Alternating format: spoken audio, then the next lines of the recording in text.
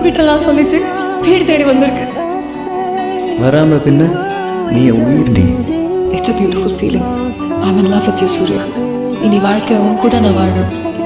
And no offense, but you're wrong. You're wrong about us being on different paths. We're not on different paths. You're my path. And you're always gonna be my path.